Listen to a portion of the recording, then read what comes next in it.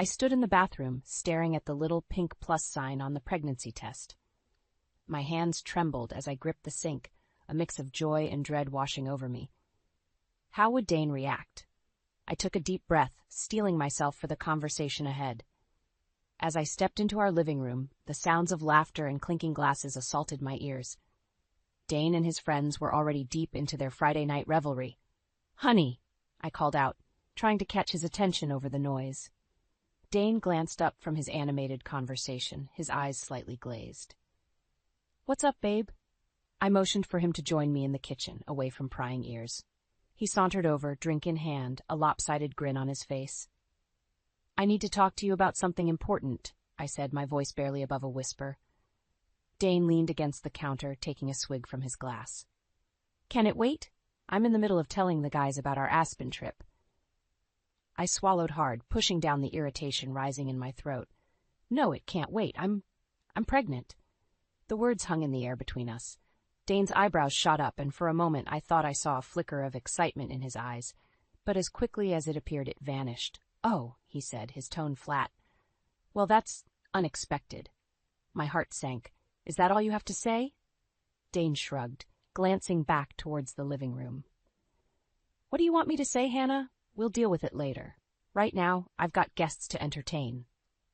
Before I could respond, he was already heading back to his friends, leaving me alone in the kitchen with my news and my disappointment. I retreated to our bedroom, closing the door on the sounds of merriment. As I sat on the edge of the bed, my phone buzzed. It was a text from Max, Dane's childhood friend. "Hey, Hannah. Everything okay? You looked upset when you left the room." I hesitated before replying, "Just not feeling well. Thanks for asking." A moment later, another message. "Want me to send Dane up?" I sighed, typing back, "No, it's fine. He's busy with the party." There was a long pause before Max's response came through. "You know, if you ever need to talk." I stared at the screen, a lump forming in my throat. Max had always been kind, always noticed when things weren't right. Unlike Dane, a knock at the door startled me. "Hannah?" It was Dane. "The guys want to play poker? Mind if we use the dining room table?" I closed my eyes, counting to 10 before answering. "Sure, go ahead." "Thanks, babe. You're the best," Dane called out, his footsteps already retreating down the hall. I lay back on the bed, one hand resting on my still flat stomach.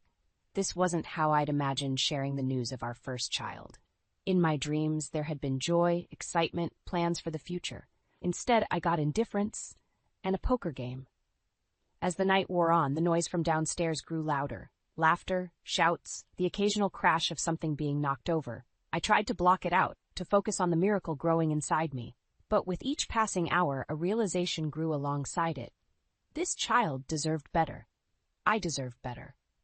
My phone buzzed again. Another text from Max. "I'm heading out. Are you sure you're okay?" This time, I didn't hesitate. "No," I typed. "I'm not okay at all." Weeks passed, and my pregnancy progressed, but life in our house remained unchanged. If anything, Dane's parties grew more frequent and wilder. I found myself constantly cleaning up after his friends, dodging drunken guests, and trying to find moments of peace in my own home. One Saturday morning, I woke to the sound of breaking glass. I rushed downstairs to find Dane and his buddies sprawled across the living room, surrounded by empty bottles and overturned furniture. "Dane," I said, my voice tight with frustration, "we need to talk." He looked up at me, bleary-eyed and confused. "What's the problem, babe?" I gestured around the room. "This. All of this. I'm 4 months pregnant, and our house is a constant disaster zone. We need to make some changes." Dane stumbled to his feet, swaying slightly. "Come on, Hannah. It's just a little fun. Don't be such a buzzkill." His words stung, but I pressed on. "This isn't about fun. It's about responsibility. We're going to be parents soon." One of Dane's friends, a guy named Trevor, piped up from the couch. "Hey, man, maybe she's right. You should listen to your old lady." Dane whirled on him, suddenly angry. "Don't tell me how to handle my wife, Trevor. This is my house, and I'll do what I want." I felt tears pricking at my eyes. "Your house? What about our home, Dane? What about our family?" He waved a dismissive hand. "We've got plenty of time for all that boring family stuff later. Right now, we're young. We should enjoy it while we can." I stood there, stunned by his callousness. As I turned to leave, I caught sight of Max, who had been quietly observing from the corner. His eyes met mine, filled with sympathy and something else I couldn't quite name. Later that afternoon, as I was folding laundry in our bedroom, there was a soft knock at the door. It was Max. "Hey," he said, his voice gentle. "I wanted to check on you. That scene downstairs was pretty rough." I sighed, sinking onto the bed. "I don't know what to do anymore, Max. It's like Dane doesn't even care about the baby or me." Max sat beside me, careful to keep a respectful distance. "Have you thought about talking to someone? Maybe a counselor?" I shook my head.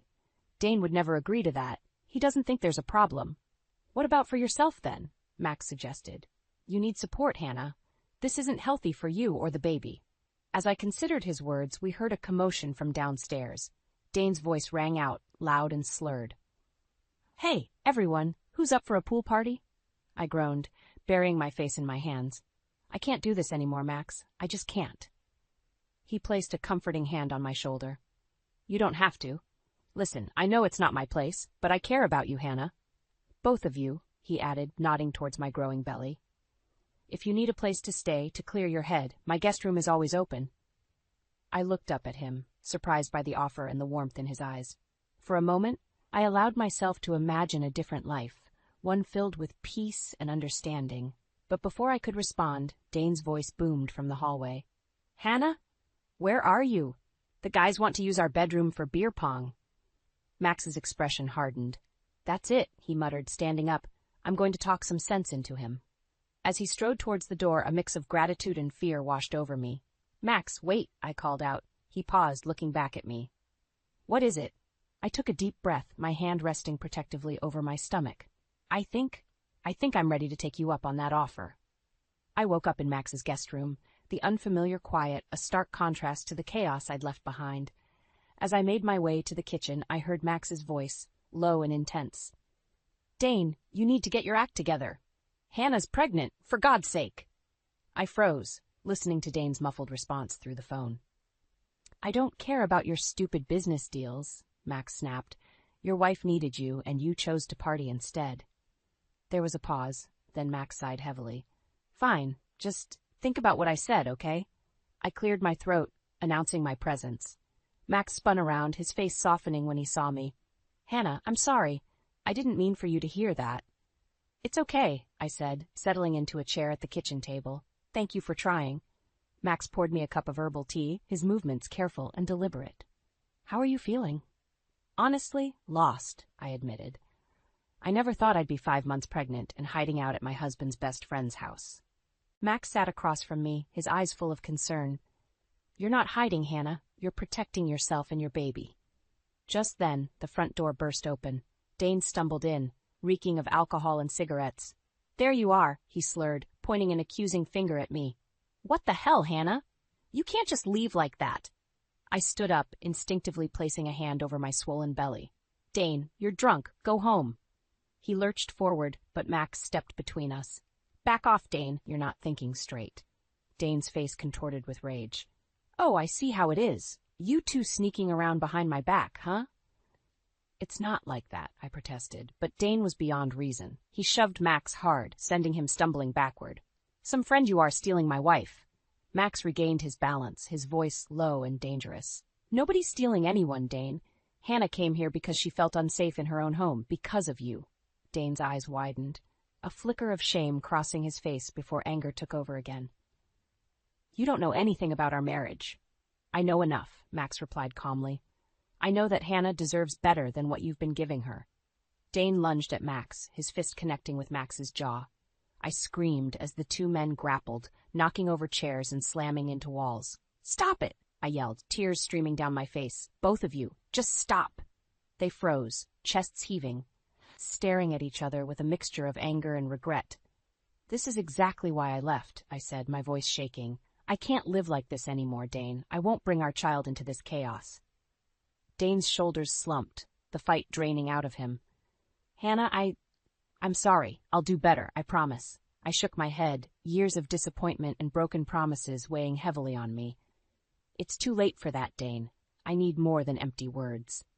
Max touched his split lip gingerly, watching us with a guarded expression. "What do you want to do, Hannah?" I took a deep breath, feeling the baby kick as if in encouragement. I want a divorce. The words hung in the air, heavy with finality. Dane's face crumpled, a mix of shock and despair. You can't mean that, he whispered. We're having a baby. Yes, we are, I said, my resolve strengthening. And that's why I have to do this. Our child deserves better than what we've become. As Dane stumbled out, defeated and dazed, I turned to Max. His eyes met mine, filled with a complex mixture of emotions. What now? He asked softly. I squared my shoulders, feeling a strange sense of calm wash over me. Now I start over, for me and for my baby. The weeks following my decision to divorce Dane were a whirlwind of emotions and practical challenges. I'd moved back into our house, while Dane stayed with a friend. The silence was both a relief and a reminder of how much had changed. One afternoon, as I sorted through our shared belongings, my phone buzzed with a text from Max. How are you holding up? Need any help? I smiled, grateful for his constant support. I'm okay, just packing up memories. Want some company? I can bring coffee and a sympathetic ear. I hesitated, then replied, That would be nice, thanks. An hour later, Max arrived, 2 steaming cups in hand. As we sat on the living room floor, surrounded by boxes, I felt a wave of gratitude wash over me. I don't know how I would have gotten through this without you, Max, I said softly. He smiled, his eyes warm. You're stronger than you think, Hannah. You would have found a way. As we talked, I found myself opening up about my fears and hopes for the future. Max listened intently, offering gentle advice and reassurance. You know, he said, being a single parent isn't easy, but it's not impossible. Look at me and Sarah, we manage. I nodded, thinking of Max's adorable 5-year-old daughter. You're an amazing father, Max. I hope I can be half as good a mother. He reached out, squeezing my hand. You will be, I have no doubt. The moment was interrupted by the sound of a key in the lock. Dane burst in, his eyes wild and bloodshot. What the hell is this? He shouted, glaring at our joined hands. I jumped to my feet, heart racing. Dane, it's not what you think. Max was just helping me pack. Dane sneered, his words slurring slightly. Oh, I'm sure he was very helpful. Is this why you want a divorce? So you can shack up with my best friend? Max stood, placing himself between us. That's enough, Dane. You're drunk and upset. Why don't you go cool off? Dane lunged forward, shoving Max hard. Don't tell me what to do in my own house. I stepped back, fear coursing through me. Dane, please, think about the baby. You're scaring me. His face contorted with rage. The baby? How do I even know it's mine? Maybe you've been fooling around with Max this whole time. The accusation hit me like a physical blow. How dare you? I whispered, tears stinging my eyes. Max's voice was low and dangerous. You need to leave, Dane? Now. Dane laughed bitterly. Oh, that's rich. You want me to leave so you can comfort my wife? Fine. You know what? You two deserve each other. Hannah, you want to sleep in the kitchen to make room for your new boyfriend? The cruel words hung in the air, a reminder of all the times Dane had dismissed my feelings and needs. In that moment, something inside me snapped. Get out, I said, my voice surprisingly steady. Get out of this house and don't come back until you're sober and ready to act like a decent human being. Dane's eyes widened, shocked by my forceful tone. He opened his mouth to argue, but Max stepped forward, his presence imposing. You heard her, Dane. Leave. Now. For a tense moment, I thought Dane might lash out again, but then his shoulders slumped and he turned away, slamming the door behind him. As the adrenaline faded, I sank onto the couch, shaking. Max sat beside me, careful not to touch me. Are you okay? He asked gently. I nodded, then shook my head, then burst into tears. Max hesitated, then pulled me into a comforting hug. As I cried, I realized I couldn't stay in this house anymore. It held too many painful memories, too much of Dane's presence. Max, I said, pulling away and wiping my eyes, I need to ask you something important. He looked at me, concern etched on his face. Anything, Hannah. I took a deep breath. Do you still have that spare room available? I sat in Max's guest room, staring at my phone. The number for Dane's Aunt Joan glowed on the screen, my thumb hovering over the call button. I hadn't spoken to her in years, not since Dane had cut ties with her after a heated argument. But I needed her strength now more than ever. Taking a deep breath, I pressed call. Hello? Joan's familiar, gravelly voice answered. It's Hannah. I need your help. There was a pause, then. Hannah, dear, what's wrong? The dam broke. I poured out everything, the pregnancy, Dane's indifference, the constant parties, and now the impending divorce. Joan listened quietly, only occasionally murmuring words of sympathy. "Oh, honey," she said when I finished. "I'm so sorry you're going through this. Where are you now?" "I'm staying with Max, Dane's friend. I couldn't stay in that house anymore." Joan's voice hardened. "Max, the single father? Hannah, are you sure that's wise?" I felt a flicker of defensiveness. Max has been nothing but kind and supportive. "I'm sure he has," Joan said, her tone careful. "But you're in a vulnerable position, dear. People might talk." Before I could respond, there was a knock at the door. Max poked his head in, his expression troubled. "Hannah, Dane's here. He's demanding to see you." My heart raced. "Joan, I have to go. Dane's here." "Wait," Joan's voice was urgent. "Put me on speaker. I want to hear this." Hands shaking, I followed her instructions and walked out to the living room, where Dane stood, looking disheveled and angry. "There you are," he sneered. "Cozy little setup you've got here with Max." "Dane," Max warned, but I held up a hand to stop him. "What do you want, Dane?" I asked, trying to keep my voice steady. He laughed bitterly. "What do I want? I want my wife back. I want you to stop this ridiculous divorce nonsense and come home." "Is that Dane I hear?" Joan's voice crackled through the phone speaker. Dane's eyes widened in shock. "Aunt Joan, what the hell?" "Watch your language, young man," Joan snapped. "Now, what's this? I hear about you treating your pregnant wife like a doormat?" Dane's face flushed with anger.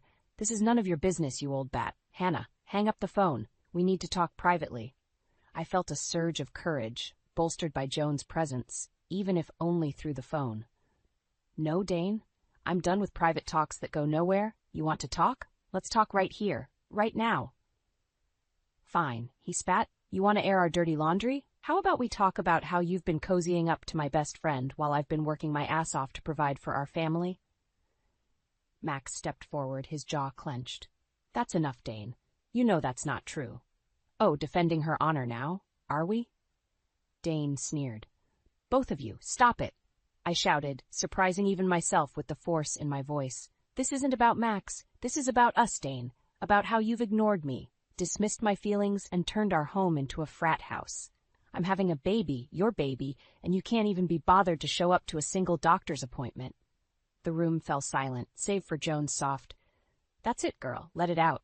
Dane's face crumpled, the anger giving way to something that looked almost like remorse. "Hannah, I didn't realize, but I wasn't finished. I've tried, Dane. God knows I've tried. But I can't do this anymore. I won't bring our child into this toxic environment." "So that's it?" Dane's voice was small. "You're just giving up on us?" I looked at him, really looked at him, and felt a wave of sadness for what we'd lost. "No, Dane. You gave up on us a long time ago. I'm just finally accepting it." As Dane stumbled out, defeated, I turned to Max, who was watching me with a mix of concern and admiration. "Hannah," Joan's voice came through the phone, "I think it's time you came to stay with me for a while. What do you say?" I looked around at Max's cozy home, then down at my swollen belly. It was time for a fresh start, away from all of this. "Yes," I said, feeling a weight lift from my shoulders. "I think that's exactly what I need." I stood on Joan's porch, my heart pounding as I watched Dane's car pull up. It had been 2 weeks since I'd moved in with his aunt, and he'd finally agreed to meet. As he stepped out of the car, I noticed how disheveled he looked. A far cry from his usual polished appearance. "Hannah," he said, his voice hoarse, "can we talk?" Before I could respond, Joan appeared beside me, her presence both comforting and formidable. "You can talk right here, Dane. I think we've all had enough of your private conversations." Dane's jaw clenched, but he nodded. "Fine. Hannah, I'm sorry. I've been a terrible husband. I want to make things right." I felt a flicker of hope, quickly extinguished by the memory of countless broken promises. "How, Dane? How can you possibly make this right?" He ran a hand through his unkempt hair. "I've stopped drinking. I'm seeing a therapist. I want to be there for you and the baby. Please, just give me another chance." I wavered, torn between my lingering feelings for him and the pain he'd caused. Joan, sensing my hesitation, stepped forward. "That's all well and good, Dane, but actions speak louder than words. Why don't you come inside and we can discuss this like adults?" As we settled in Joan's living room, the tension was palpable. Dane kept glancing at me, his eyes pleading. Just as Joan was about to speak, the front door burst open. "Party's here." A group of Dane's friends stumbled in, clearly drunk. My heart sank as I recognized Trevor, the ringleader of Dane's worst behavior. Dane jumped to his feet, his face pale. "Guys, what are you doing here? How did you even know where I was?" Trevor laughed, waving his phone. "GPS tracking, bro. We couldn't let you face the old ball and chain alone, could we?" I felt sick. "You've been tracking me?" Dane shook his head frantically. "No, Hannah, it's not like that. I wanted to make sure you were safe." Joan's voice cut through the chaos like a whip. "Everyone who wasn't invited needs to leave. Now." Trevor sneered at her. "Who's the old lady? Come on, Dane, ditch these buzzkills and let's go have some real fun." I watched Dane, holding my breath. This was it, the moment of truth. Would he choose his friends over his family once again? Dane looked at me, then at his friends, his face a mask of indecision. "Guys, I can't. Hannah's pregnant. I need to be here." Trevor rolled his eyes. "Pregnant? So what? That doesn't mean your life has to end. Come on, man, don't be whipped." Something in me snapped. I stood up, my voice shaking with fury. "Get out! All of you! You've ruined my marriage, my home, and now you're trying to ruin the one chance we have to fix things. Leave." Joan stepped forward, her eyes blazing. "You heard the lady. Out, before I call the police." As Trevor and the others shuffled out, grumbling, I turned to Dane. "If you walk out that door with them, we're done. For good." Dane looked torn, his gaze flicking between me and his retreating friends. "Hannah, choose Dane," I said, my hand resting protectively on my swollen belly. "Right now, us or them." The silence stretched, agonizing.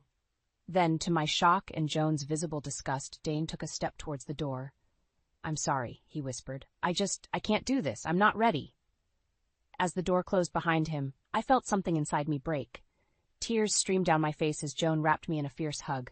"Oh, honey," she murmured, "I'm so sorry, but you're better off without him." I nodded, unable to speak through my sobs. As the sound of Dane's car faded into the distance, I realized with startling clarity that this truly was the end. There was no going back now. "What do I do now?" I whispered, feeling lost and overwhelmed. Joan's voice was steel and velvet. "Now, my dear, we fight. For you, for that baby, and for the life you deserve. Are you ready?" I took a deep breath, squaring my shoulders. "Yes," I said, surprising myself with the strength in my voice. "I'm ready." The next morning, I woke with a sense of resolve I hadn't felt in months. Joan was already in the kitchen, nursing a cup of coffee. "I'm going back to the house," I announced. "I need to get my things and tell Dane it's over." Joan nodded, her eyes sharp. "I'm coming with you." As we pulled up to my old home, I felt a mix of dread and determination. The house was eerily quiet, a stark contrast to the constant parties of the past. I unlocked the door. Joan closed behind me. The living room was a disaster. Empty bottles, overturned furniture, and the lingering smell of stale beer. "Dane?" I called out. No answer. We made our way upstairs, and I froze at the bedroom door. Clothes were strewn everywhere, and there in the middle of our bed was Dane, passed out with a woman I didn't recognize. "Oh, honey," Joan whispered, squeezing my shoulder. The pain that shot through me was almost physical, but beneath it, fire of anger began to burn. "Dane!" I shouted, my voice echoing through the room. He jolted awake, his eyes widening as he took in the scene. "Hannah? What are you doing here?" The woman beside him stirred, looking confused and embarrassed. "I came to get my things," I said, my voice surprisingly steady, "and to tell you it's over. I want a divorce." Dane stumbled out of bed, reaching for his pants. "Hannah, wait, this isn't— I can explain." "Save it," Joan snapped. "I think we've seen all we need to see." As I began gathering my belongings, Dane followed me around the room, pleading and making excuses. The woman quietly slipped out, avoiding eye contact. "Hannah, please," Dane begged. "I made a mistake. I was drunk. I wasn't thinking."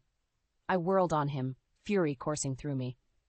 "A mistake? You've been making mistakes our entire marriage, Dane. I'm pregnant with your child, and you're out partying and sleeping with other women." "I'm sorry," he cried. "I'll change. I swear. We can work this out." I shook my head, tears stinging my eyes. "No, we can't. It's too late." As I zipped up my suitcase, Dane's demeanor suddenly changed. His eyes hardened and he grabbed my arm. "You can't leave me," he hissed. "What about the baby? You can't take my child away." Joan stepped forward, her voice like ice. "Let her go, Dane. Now." But Dane was beyond reason. "This is all your fault," he shouted at Joan. "You turned her against me." "No, Dane," I said, wrenching my arm free. "You did that all on your own." What happened next seemed to unfold in slow motion. Dane lunged at Joan, his face contorted with rage. I screamed, trying to get between them. In the scuffle, I lost my balance, stumbling backwards. I felt a sharp pain as I hit the edge of the dresser, then everything went black. When I came to, I was in a hospital bed, the steady beep of monitors filling the room. Joan sat beside me, her face etched with worry. "The baby?" I whispered, fear gripping my heart. Joan squeezed my hand. "She's okay, you both are." Relief washed over me, followed quickly by a wave of anger and determination. "Where's Dane?" I asked. "In custody," Joan replied. "Assault charges, and—" She hesitated. "Hannah, there's more. The police found drugs in the house, a lot of them." I closed my eyes, feeling a strange mix of shock and vindication. When I opened them again, I met Joan's gaze with steely resolve. "I want those divorce papers drawn up," I said, "and I want full custody." Joan nodded, a fierce pride in her eyes. "You've got it, honey, and I'll be with you every step of the way." As I lay there, one hand resting protectively on my belly, I knew that this was just the beginning. The road ahead would be hard, but for the first time in a long time, I felt ready to face it. 6 months after the divorce, I stood in the nursery of my childhood home, gently rocking my newborn daughter, Lily. The soft pink walls and the quiet hum of the mobile were a world away from the chaos of my life with Dane. As I gazed at Lily's peaceful face, my phone buzzed. It was a news alert about Dane's company. With trembling fingers, I opened the article. "Major financial firm implicated in drug scandal," the headline blared. As I read, my heart raced. Dane and several of his closest friends were being investigated for using the company to launder drug money. The parties, the erratic behavior, the drugs found in our house, it all suddenly made horrifying sense. I sank into the rocking chair, clutching Lily close. A knock at the door startled me. "Hannah?" It was Joan. "Have you seen the news?" I nodded, unable to speak. Joan entered, her face a mix of shock and vindication. "Oh, honey," she said, sitting on the ottoman beside me. "How are you feeling?" I took a deep breath. "Relieved," I admitted, surprising myself. "And free." Joan squeezed my hand. "You're stronger than you know, Hannah. You got out just in time." As we sat in companionable silence, my phone rang again. It was Max. "Hannah, I just heard," he said, his voice filled with concern. "Are you okay?" "I am," I replied, realizing it was true. "How are you holding up? I know Dane was your friend." Max sighed. "The Dane I knew died a long time ago. I'm just glad you and Lily are safe." After we hung up, I looked at Joan. "I need to do something. Can you watch Lily for an hour?" She nodded, understanding in her eyes. I drove to the county jail where Dane was being held. As I sat across from him in the visitation room, I barely recognized the man before me. He looked haggard, defeated. "Hannah," he said, his voice hoarse, "I'm so sorry for everything." I met his gaze steadily. "I'm not here for your apology, Dane. I'm here to tell you that Lily and I are going to be fine. We're moving forward, and you need to let us go." Dane's eyes filled with tears. Can I ever see her?" I shook my head. "Not now. Maybe someday when she's older if she wants to, but that's her choice to make, not yours or mine." As I stood to leave, Dane called out, "I did love you, Hannah, in my own messed-up way." I paused at the door. "I know, but sometimes love isn't enough. Goodbye, Dane." Driving home, I felt a weight lift from my shoulders. The future stretched out before me, uncertain but full of possibility. Back in the nursery, I found Joan singing softly to Lily. She looked up as I entered, a knowing smile on her face. "Feel better?" she asked. I nodded, taking Lily into my arms. "I feel ready for whatever comes next." Joan stood, wrapping us both in a warm embrace. "That's my girl. You've got this, Hannah, and you've got us." As the sun set outside, casting a golden glow through the window, I looked down at my daughter, her tiny hand wrapped around my finger, and in that moment, I knew we would be okay. "You and me, little one," I whispered. "We're going to build a beautiful life together." Lily cooed softly, as if in agreement. And for the first time in a long time, I felt hope blooming in my chest. Strong, resilient, and unstoppable. The road ahead wouldn't be easy, but I was ready to face it head on. With Lily in my arms, Joan by my side, and friends like Max to support us, I knew we could weather any storm. As I put Lily to bed that night, I made a silent vow. We would learn from the past, but we wouldn't be defined by it. We would build a life filled with love, laughter, and strength. And most importantly, we would never settle for less than we deserved. The tides had turned, and this time they were carrying us towards a brighter shore. I stared at the text message on my phone, my hands shaking. The words blurred as tears welled up in my eyes. This couldn't be happening. Not to me. Not after 10 years of marriage. "Sarah, honey, are you ready to go?" Jacob's voice called from downstairs. I quickly wiped my eyes and took a deep breath. "Just a minute." I called back, my voice surprisingly steady. As I descended the stairs, I saw Jacob standing by the door, keys in hand. He smiled at me, that same warm smile that had made me fall in love with him all those years ago. But now, it felt like a knife twisting in my gut. "There you are," he said, leaning in to kiss my cheek. I turned my head slightly, and his lips grazed my ear instead. If he noticed, he didn't show it. "We don't want to be late for the Johnsons' anniversary party." I nodded, not trusting myself to speak. As we drove to the party, Jacob chatted about his day at work, oblivious to the storm raging inside me. I half listened, my mind replaying the message I'd received from an unknown number. "Your husband is cheating on you with me. I'm sorry, but you deserve to know the truth." At the party, I plastered on a smile and made small talk with our friends and neighbors. Jacob's hand rested on the small of my back, a gesture that used to make me feel loved and protected. Now it felt like a brand of ownership. "Sarah, dear?" Mrs. A. Johnson approached us, beaming. "So good to see you both. 40 years of marriage, can you believe it?" I felt Jacob's chest rumble with laughter. "Maybe we'll make it there someday, right, sweetheart?" I looked up at him, searching his face for any sign of guilt or deception. But all I saw was the man I'd loved for a decade, smiling down at me with apparent affection. "Excuse me," I mumbled, suddenly needing air. I made my way to the back porch, gripping the railing as I tried to steady my breathing. "Are you okay?" A soft voice startled me. I turned to see Olivia, the Johnsons' daughter, looking at me with concern. She was in her mid-20s, with long blonde hair and bright blue eyes.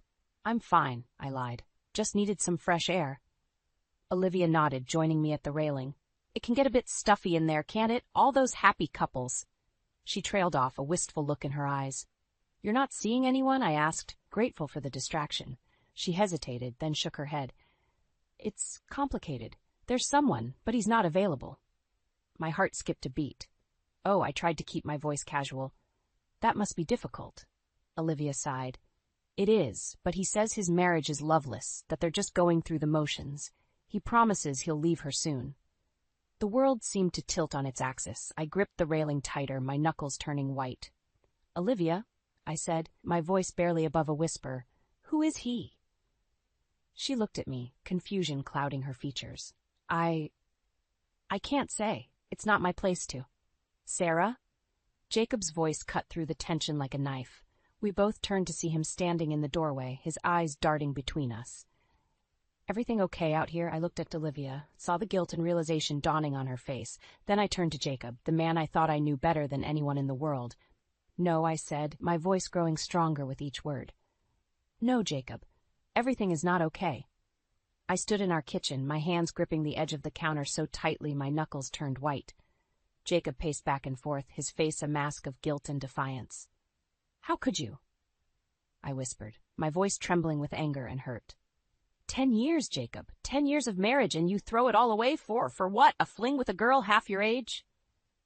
Jacob stopped pacing and faced me, his eyes pleading. "Sarah, it's not what you think. Olivia and it just happened. I never meant to hurt you." I laughed bitterly. "Oh, you never meant to hurt me? Is that why you told her our marriage was loveless? That we were just going through the motions?" His face paled. "You talked to Olivia?" "I didn't have to," I spat. "She told me everything without realizing who I was. God, Jacob, how could you be so cruel?" He reached for me, but I recoiled. "Don't touch me," I hissed. "I want you out of this house, now." "Sarah, please," he begged. "We can work this out. I'll end things with Olivia, I promise. Just give me another chance." I shook my head, tears streaming down my face. "There are no more chances, Jacob. You've broken something that can't be fixed." As Jacob packed a bag, I retreated to our bedroom, my bedroom now, and collapsed on the bed. My whole world had shattered in the span of a few hours. How was I supposed to move forward from this? With shaking hands, I reached for my phone and dialed a number I hadn't called in years. "Hello?" A familiar voice answered. "Charlotte?" I choked out. It's Sarah? I need you. An hour later, I was sitting on Charlotte's couch, a steaming mug of tea in my hands. My old college roommate and best friend listened intently as I poured out the whole sordid story. Oh, honey, Charlotte sighed, wrapping an arm around my shoulders.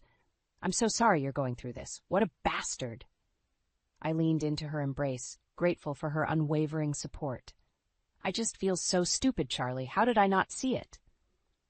Hey, none of that, she said firmly. You are not stupid. Jacob is the one who made the choice to betray you. This is on him, not you. I nodded, wiping away fresh tears. What do I do now? I can't imagine going back to that house, sleeping in that bed. Charlotte squeezed my hand. You stay here with me for as long as you need. We'll figure this out together, okay? As the days passed, Charlotte became my rock. She helped me navigate the murky waters of separation, accompanying me to meet with a divorce lawyer and standing by my side as I packed up my things from the house I'd shared with Jacob. One evening, as we sat on her balcony watching the sunset, Charlotte turned to me with a determined look in her eyes. Sarah, I think it's time you started focusing on yourself. What do you want for your future? I blinked, realizing I hadn't thought beyond my pain and anger. I don't know. My whole life was wrapped up in Jacob and our marriage. Well, now's your chance to rediscover yourself, Charlotte said encouragingly. What about your career? You've always loved teaching. Maybe it's time to pursue that advanced degree you've been talking about? A small spark of excitement flickered in my chest. You're right. I've always wanted to become a reading specialist. Maybe this is my opportunity to make that happen. Charlotte grinned. That's my girl. You're going to come out of this stronger than ever, Sarah. I just know it. As we clinked our wine glasses together, I felt a glimmer of hope for the first time since my world had fallen apart. But just then, my phone buzzed with a text. It was from Jacob. Sarah, we need to talk. There's something you should know about Olivia. I stared at the screen, my heart pounding. What more could he possibly have to say? And why did I have a sinking feeling that my journey through this mess was far from over? I stared at the divorce papers on the kitchen table, my hand hovering over the signature line. Charlotte sat beside me, her presence a comforting anchor in the storm of emotions swirling inside me. You don't have to do this today if you're not ready, Sarah, she said gently. I took a deep breath. No, I need to do this. It's time. With a trembling hand, I signed my name, officially ending my 10-year marriage to Jacob. As I set the pen down, a mix of relief and sadness washed over me. I'm proud of you, Charlotte said, squeezing my shoulder. This is the first step towards your new life. I nodded, wiping away a stray tear. You're right. I can't keep living in the past. It's time to focus on my future. The next day, I walked into the elementary school where I taught, my head held high. As I passed the principal's office, a voice called out, Sarah, do you have a moment? I turned to see Principal Roberts beckoning me inside. Curious, I followed her into her office. I heard about your situation, she said, her eyes filled with sympathy. I'm so sorry you're going through this, but I have a proposition that might help take your mind off things. My interest piqued. What kind of proposition? We're starting a new reading intervention program next semester, she explained. I know you've been interested in becoming a reading specialist. Would you like to lead the program? My heart raced with excitement. Are you serious? I'd love to. Principal Roberts smiled. Excellent. It will require some additional training and certification, but I think you're perfect for the role. As I left her office, my mind was buzzing with possibilities. This was exactly the kind of challenge I needed to help me move forward. Over the next few weeks, I threw myself into preparing for my new role. The extra work was exhausting but exhilarating. For the first time in months, I felt like I was truly living for myself, not just going through the motions. One evening, as I was leaving the school after a late planning session, I quite literally ran into someone in the hallway. Oh, I'm so sorry, I exclaimed, bending down to help gather the scattered papers. No worries, a deep voice chuckled. I wasn't watching where I was going either. I looked up to find myself face to face with Michael, the new 5th grade teacher. His kind brown eyes crinkled at the corners as he smiled at me. Sarah, right? He asked. I've seen you around, but we haven't officially met. I'm Michael. We shook hands, and I felt an unexpected spark at his touch. Flustered, I quickly changed the subject. "What are you doing here so late?" I asked. He held up a stack of papers. "Grading never ends, does it?" "But I could ask you the same question." I explained about the new reading program, and Michael's eyes lit up with interest. "That sounds amazing," he said enthusiastically. "I have a few students who could really benefit from something like that. Maybe we could grab coffee sometime and you could tell me more about it?" I hesitated for a moment, my recent heartbreak making me wary. But something about Michael's warm smile and genuine interest made me nod. "I'd like that," I said softly. As I drove home that night, my mind was a whirlwind of emotions. The excitement of my new career opportunity, the unexpected connection with Michael, and the lingering pain of my failed marriage all competed for attention. Just as I pulled into my driveway, my phone buzzed with a text. It was from Jacob. "Sarah, I know you're moving on, but there's something you need to know. It's about Olivia. Can we meet?" My stomach clenched. Just when I thought I was making progress, Jacob threatened to pull me back into the drama. Should I agree to meet him? Or was it time to truly cut all ties and focus on my new beginning? As I sat in my car staring at the text, I realized that the choice I made now would set the course for the rest of my life. And for the first time in a long time, I felt ready to take control of my own destiny.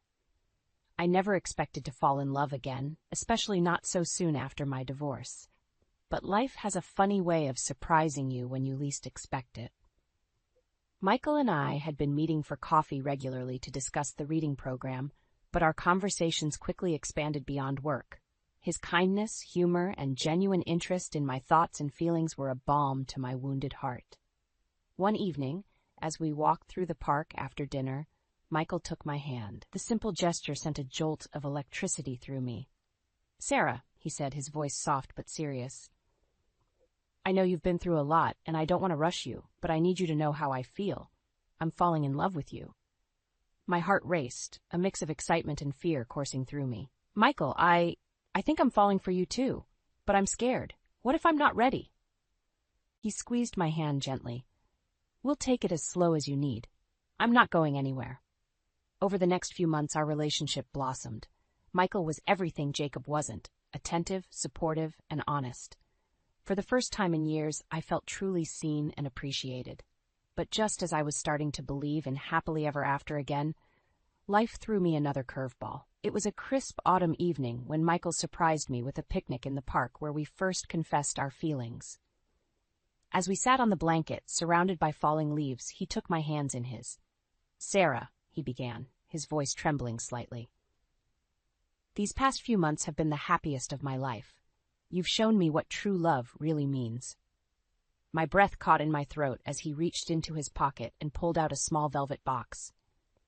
"I know it might seem fast," he continued, "but when you know, you know. Sarah, will you marry me?" Time seemed to stand still as I stared at the beautiful ring nestled in the box. A whirlwind of emotions swept through me: joy, love, excitement, and fear. "Michael, I hesitated, tears welling up in my eyes. "I love you so much, but I'm scared. My last marriage, it ended so badly. What if I'm not ready for this?" Michael's face softened with understanding. "I know you're scared, Sarah, and I understand why, but I'm not Jacob. I will never betray you or take you for granted. I want to spend the rest of my life proving that to you." As I looked into his earnest eyes, I felt my fears begin to melt away. This was Michael, kind, loving, trustworthy Michael. He wasn't Jacob, and it wasn't fair to let my past dictate my future. "Yes," I whispered, a smile breaking through my tears. "Yes, I'll marry you." Michael's face lit up with joy as he slipped the ring onto my finger. As we embraced, I felt a sense of peace and rightness that I hadn't experienced in years. But our moment of bliss was interrupted by the harsh buzz of my phone.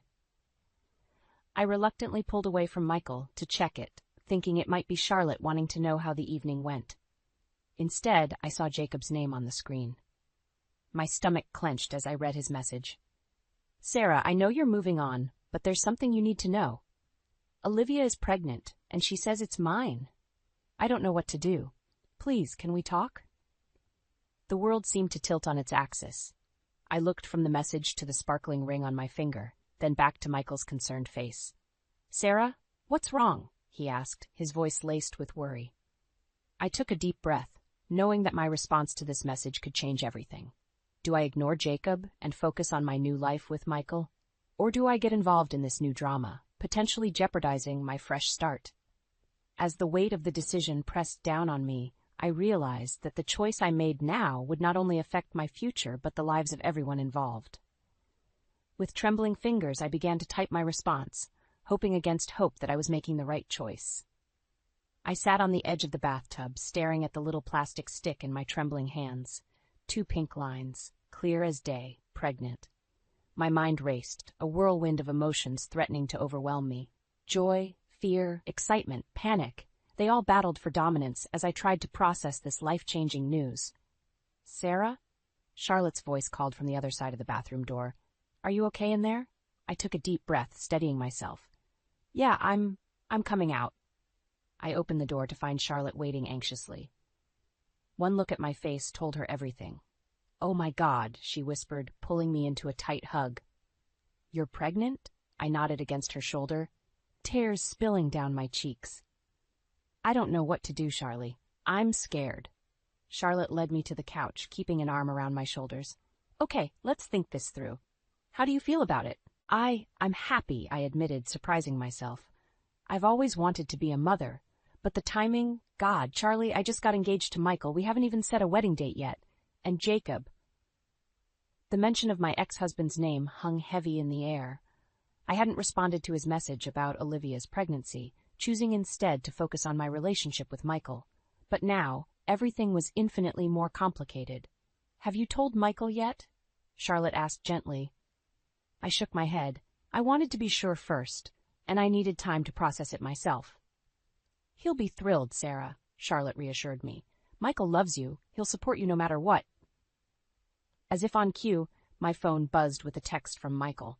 "Can't wait to see you tonight. I love you." Fresh tears welled up in my eyes. What if he thinks it's too soon? What if he doesn't want this? Charlotte squeezed my hand. "Sarah, look at me. Michael is not Jacob. He's proven time and time again that he's in this for the long haul. Trust in that." I nodded, taking a deep breath. "You're right. I need to tell him tonight." That evening, I paced nervously in my living room, waiting for Michael to arrive. When the doorbell rang, I nearly jumped out of my skin. "Hey, beautiful." Michael greeted me with a kiss. His smile faded as he noticed my tense expression. "Sarah, what's wrong?" I led him to the couch, my heart pounding. "Michael, I have something to tell you." His brow furrowed with concern. "You're scaring me, Sarah. What is it?" I took a deep breath, steeling myself. "I'm pregnant." For a moment, Michael sat in stunned silence. Then, to my utter amazement, a broad smile spread across his face. "We're having a baby?" he asked, his voice filled with wonder. I nodded, tears of relief spilling down my cheeks. You're happy about this?" Michael pulled me into his arms, laughing joyfully. "Happy? Sarah? I'm ecstatic. This is incredible news." As we embraced, I felt a weight lift from my shoulders. Michael's unconditional love and support washed over me, soothing my fears. But our moment of bliss was interrupted by a harsh knock at the door. Michael and I exchanged confused glances. "Are you expecting someone?" he asked. I shook my head, a sense of dread creeping over me. As I opened the door, my worst fears were confirmed. Jacob stood on my doorstep, his face a storm of emotions. "Sarah, we need to talk. Now." I felt Michael come up behind me, placing a protective hand on my shoulder. "Jacob, this isn't a good time," I said firmly. "It's about Olivia," Jacob pressed. And the baby. I think there's something you should know." My hand instinctively went to my own stomach, where our little secret was growing. In that moment, I realized I had a crucial decision to make. Do I let Jacob back into my life, potentially disrupting the happiness I've found with Michael? Or do I close the door on my past once and for all, focusing solely on the future growing inside me? As I stood on the threshold between my past and my future, I knew that whatever choice I made would irrevocably change the course of not just my life, but the lives of everyone involved. I took a deep breath, steeling myself for the conversation ahead. Michael squeezed my hand reassuringly as we sat across from Jacob in a quiet corner of the local café. The tension was palpable, thick enough to cut with a knife. "So," Jacob began, his eyes darting between Michael and me.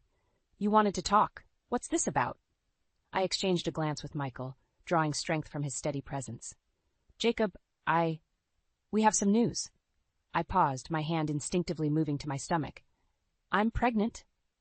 Jacob's face went through a kaleidoscope of emotions, shock, disbelief, and then, to my horror, anger. Pregnant? He spat. How convenient. Let me guess, it's his. He jerked his head towards Michael. Of course it's mine, Michael said firmly, his arm tightening around me protectively. Jacob's eyes narrowed. Is it? Or are you just covering for her? After all, Sarah, we were still married not that long ago. I felt as if I'd been slapped. How dare you, I hissed, tears stinging my eyes. You have no right to accuse me of anything, not after what you did. What I did? Jacob laughed bitterly. At least I was honest about Olivia's pregnancy. You're trying to pass this off as his when we both know the timing doesn't add up. My world tilted on its axis. Olivia's pregnancy? I whispered, looking at Michael in confusion. He looked just as shocked as I felt. Jacob's face paled as he realized his mistake. You didn't know? No, I said, my voice barely audible. You never told me. You just showed up at my door, demanding to talk. The cafe suddenly felt too small, too crowded. I stood up abruptly, needing air. Michael rose with me, concern etched on his face. Sarah, wait, Jacob called as I rushed towards the exit. But I couldn't bear to hear another word. Outside, I gulped in the cool air, trying to make sense of everything. Michael's hands on my shoulders anchored me to reality. Sarah, look at me, he said gently. None of what Jacob said changes anything between us. I love you, and I love our baby. That's all that matters. I nodded, grateful for his unwavering support. But Jacob's words had planted a seed of doubt that I couldn't shake. Michael, what if he's right about the timing? Michael's face softened. Sarah, even if that were true, which we don't know for sure, it wouldn't change how I feel. This is our child, no matter what. Before I could respond, my phone buzzed. It was a text from Charlotte. Sarah, we need to talk. It's about Jacob and Olivia. Call me ASAP. My heart raced as I showed Michael the message. Just then, Jacob burst out of the cafe. Sarah, please, he pleaded. Let me explain. About Olivia, about everything. I felt torn between my past and my future, between the man who had betrayed me and the man who stood by me through everything. The weight of my unborn child seemed to press down on me, demanding a decision. Enough, I said, my voice stronger than I felt. I'm done with your lies and manipulations, Jacob. Whatever is going on with you and Olivia, it's not my problem anymore. Jacob's face crumpled. But Sarah, there's more you need to know. About Olivia, about the baby. It's not what you think. As Jacob's words hung in the air, I felt the world closing in around me. My phone buzzed again, Charlotte's name flashing on the screen. Michael stood beside me, a pillar of strength. And Jacob, the man I once thought I'd spend my life with, looked more lost and desperate than I'd ever seen him. In that moment, I realized that the choice I made now would not only affect my life and the life of my unborn child, but would ripple out to touch everyone around me. With trembling hands, I reached for my phone, knowing that whatever Charlotte had to tell me could change everything once again. My hands shook as I dialed Charlotte's number, Michael's steady presence beside me, the only thing keeping me grounded. Jacob hovered nearby, his face a mask of anxiety. Sarah? Charlotte's voice crackled through the speaker. Thank God you called. You need to hear this. I put the phone on speaker, my heart racing. What's going on, Charlie? I just spoke with Olivia, Charlotte said, her voice tense. Sarah, she told me everything. Jacob's been lying to her too. Jacob's face paled. What? That's not. I held up a hand, silencing him. Go on, Charlotte. Olivia said Jacob told her he was separated from you, that your marriage was over in all but name. She had no idea you were still together when their affair started. The world seemed to tilt on its axis. I stared at Jacob, seeing him clearly for the first time. Is this true? Jacob's shoulders slumped. Sarah, I can explain. Explain what? I snapped, fury rising in me. How you lied to both of us? How you manipulated everyone around you? Charlotte's voice cut through the tension. There's more, Sarah. Olivia, she's not sure the baby is Jacob's. A stunned silence fell over us. Jacob looked like he'd been punched in the gut. What do you mean? I asked, my voice barely above a whisper. She was seeing someone else around the same time, Charlotte explained. She thought Jacob was her only option, but now... I ended the call, my mind reeling. Everything I thought I knew was crumbling around me. Sarah, Jacob pleaded, reaching for me. I know I messed up, but I love you. I always have. Can't we? Stop, I said, my voice cold. Just stop, Jacob. I don't want to hear any more of your lies. Michael, who had been silent throughout this exchange, finally spoke up. I think you should leave, Jacob, now. Jacob's face hardened. This isn't over, Sarah. That baby could still be mine. You can't keep me away. As Jacob stormed off, I felt my knees give way. Michael caught me, holding me close as sobs racked my body. It's okay, he murmured. I'm here. We'll get through this together. But even as I clung to Michael, doubts crept in. What if Jacob was right? What if the baby was his? Could I trust anyone anymore? The next few days passed in a blur of doctor's appointments and sleepless nights. Michael was a constant source of support, but I could see the strain in his eyes. The uncertainty was taking its toll on both of us.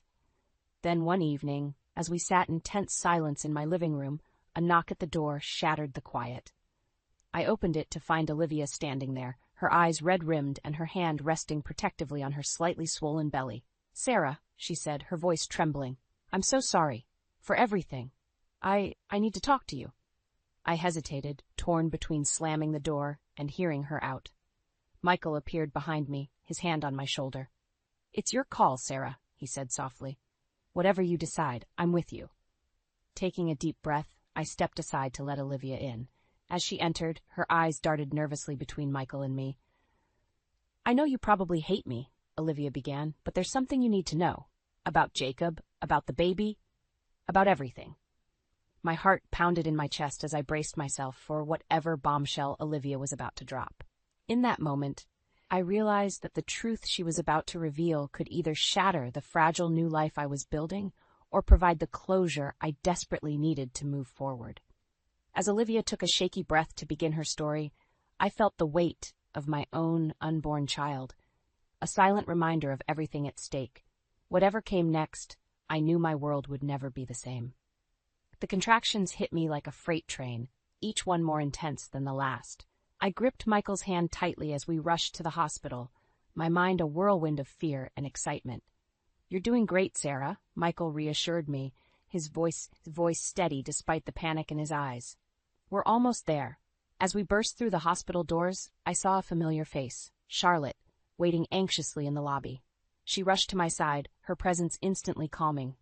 I'm here, sweetie, she said, squeezing my free hand. You've got this. The next few hours were a blur of pain, encouragement, and determination. Michael and Charlotte stood by me, unwavering in their support. As I pushed with all my might, I thought about the journey that had led me here, the betrayal, the heartbreak, and the unexpected joy that had followed. Finally, with one last monumental effort, I heard it, the piercing cry of new life entering the world, my baby girl. She's beautiful, Michael whispered, tears streaming down his face as the nurse placed her in my arms. I looked down at my daughter, overwhelmed by the love that flooded through me. In that moment, all the pain and uncertainty of the past melted away. This was what mattered.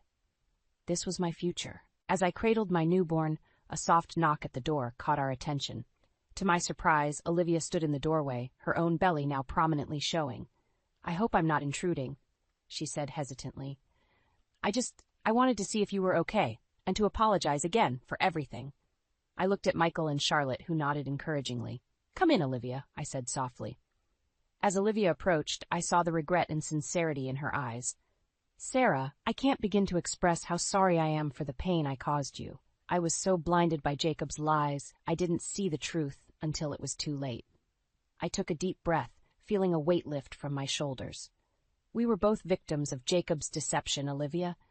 It's time we both let go of that pain and focus on the future.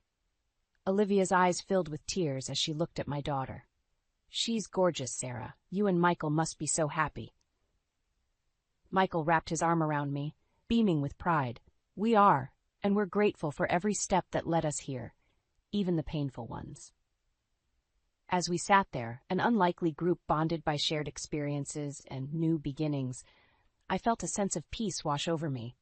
Jacob's betrayal had shattered my world, but from those broken pieces I had built something stronger, more beautiful than I could have imagined.